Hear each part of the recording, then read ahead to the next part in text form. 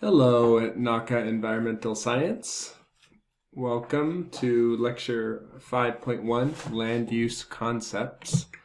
And so for today, there will be guided notes if you'd like to use them, and I would highly suggest handwriting notes as we go along today. So the objectives, essential knowledge, and skill are listed. You can pause the video to read them, but you'll have to be able to explain how human land use affects the environment and describe the various categories of public land use used globally and in the United States. And we're going to revisit the tragedy of the commons, which is one of the first things we learned in this course, and you'll have to be able to explain that at the end of this video. I'll ask you to at the end. So the tragedy of the commons suggests that individuals will use shared resources in their own self-interest rather than in keeping with the common good, thereby depleting the resource. So we can see that in the indigenous worldviews, it's universal that indigenous people see land as a co-author of language, a creator of knowledge, a holder of spaces in which we practice our law, an older relative in which we commune, a shelter under which we collectivize. So everything in the indigenous view is based on the land, including the history, the sense of place, and the identity, right? And in the American mainstream settler society, the land is seen as just an economic base for wealth. So we see that it's all about extraction. So I know a lot of you are very familiar with the Dakota Access Pipeline, which under the Trump administration was given the go-ahead, despite all of the fighting that had been done. So this is a map of the pipeline that would be there. And now it might be halted under the Biden administration. So keep your eyes peeled on this issue. This gives us to the issue of, is water a shared resource? Is it something that is the right of everybody? Or is it just an externality or a side effect of industry if we pollute it? So you can see here that the original pipeline went through the normal or the city off the reservation, and the people had protested due to concerns over drinking water in the Bismarck area in the city. So they moved the pipeline through the reservation, which is a form of environmental racism, which we will get to later on. So this is just a picture of the resistance. It's been this was in 2017, but there are still people fighting, and the courts have upheld that the people have a right to control what goes on their land. So this is an ongoing discussion.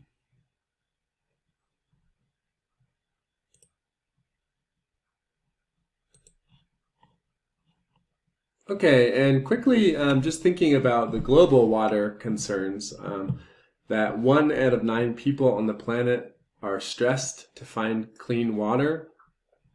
So that would be a few of you in each of my classes. And 1 in 2, they think, will live with water stress by 2025. So it's an increasing issue, a growing issue. And the United Nations recently declared that water is a human right. So these are the parameters for how much water people have the right to consume. And yeah, you can pause the video and read these. Okay, so the tragedy of the commons, as a review, is can be imagined with this pasture. Okay, so there's a shared resource, so water, air, often land, and so if everybody put their cows on the land, we could deplete the grass, right? And if there was a sustainable model, the cows would be kept under their carrying capacity, and then the grass could be healthy. But unfortunately, we tend to go towards this model where as many people are trying to consume as possible, and then we erode the landscape. And this also applies to climate change, right? Because the air is shared by everybody, and the more CO2 and gases we put in the atmosphere, the more global warming we see. All right, and externalities are when the cost or benefits of a good or service that is not included in the purchase price, or that's what they are. So it can be positive or negative. So the smell of bread from a local bakery is a positive externality. You can write down these examples. Air pollution from a factory are negative externalities. So often we think of the production of an economic good as the main goal, and that these are side effects, like they're added benefit or added drawback. But these externalities, which are just not considered in the equation or the cost of a product, can be the difference of our future on Earth. And many economists feel that private ownership or regulation are the only solutions to the problem of tragedy of the commons. So basically that when people own their own land, they're going to protect it more. Or when the government regulates how things are done. Okay. Just real quick to mention the scientist who came up with the theory of the tragedy of the commons was a racist and a eugenicist.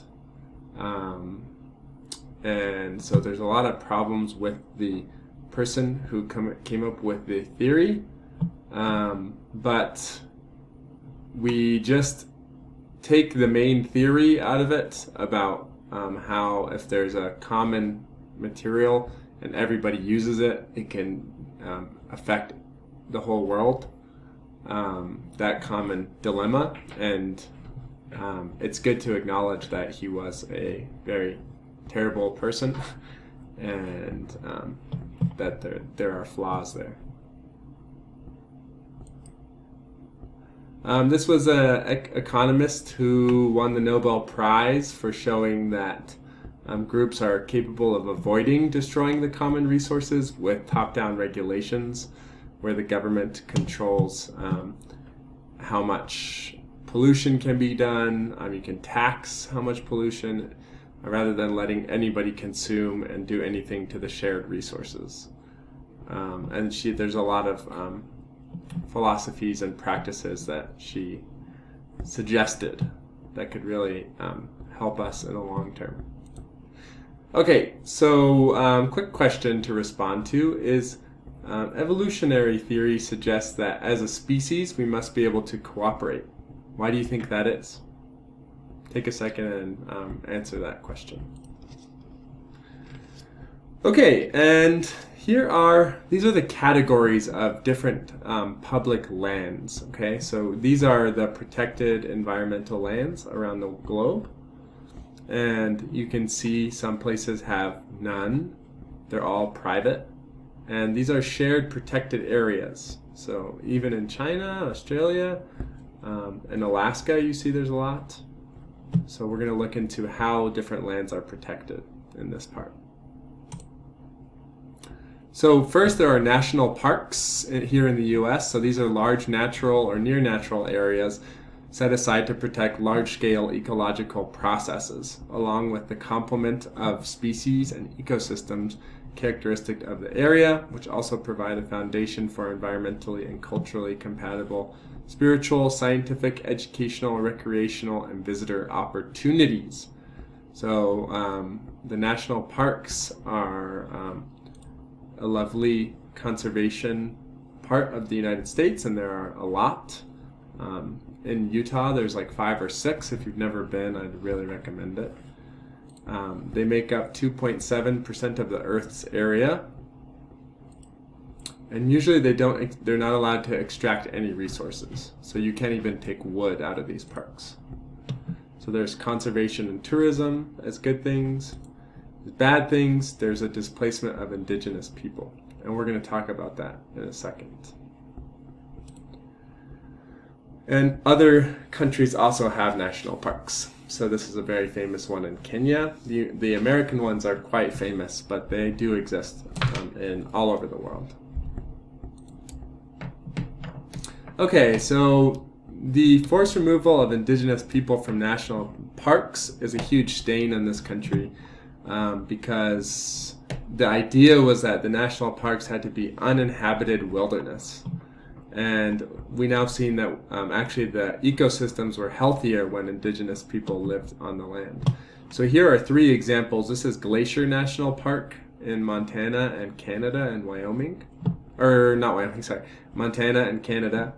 This is Yellowstone National Park, which is in Montana and Yellowstone. And this is Mesa Verde. So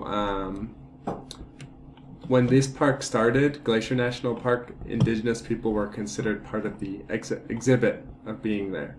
And there's an ugly history of the people not being allowed to hunt on these lands anymore. And then Mesa Verde was actually owned by the Weminuche Band of Utes, or later the Ute Mountain Reservation. And then there was when these ruins were found from ancestral Puebloan, or some say Anasazi people, many of your relatives, they found that a lot of them had been plundered and things had been stolen from them. So it caused a big push to protect these areas, and Theodore Roosevelt signed Mesa Verde National Park Bill. And Mesa Verde was 217,000 acres, but most of it was on the Ute Mountain Reservation. So the government tried to acquire these lands from the Utes through land trades, and this government agent, James McLaughlin, was trying to trade it to them, although they weren't interested. So the government negotiators, and this is typical, right, of how the government has handled these things, they said, we'll just take the land unless you agree. And the Utes were forced to exchange 10,000 acres for 19,500 acres on Ute Mountain. And then the Congress passed a bill unilaterally taking 1,300 more acres for Mesa Verde without notification to the Utes. And in subsequent lawsuits, the Utes received $32 million in compensation for some of this wrongfully taken land. And then the Park Service continues to press for more exchanges of tribal land, but the Utes refused. Instead, they created the Ute Mountain Tribal Park out of 125,000 acres on the land of their reservation. And it's tribally managed and uses native guides. So there should be a push for these parks to be managed by indigenous people and for the jobs to go to indigenous people. But it's not the case in most of these national parks. All right, so